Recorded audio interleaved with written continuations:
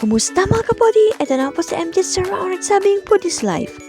Welcome po kayo sa aking channel. And today's episode po ay magluluto po tayo ng perfect for breakfast, ang luncheon meat and egg recipe.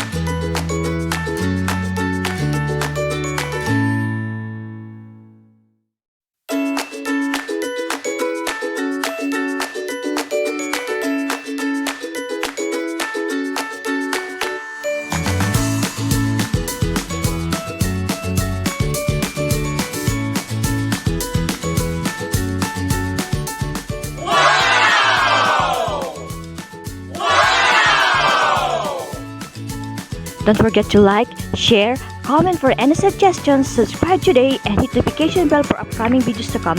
Thank you for watching. God bless!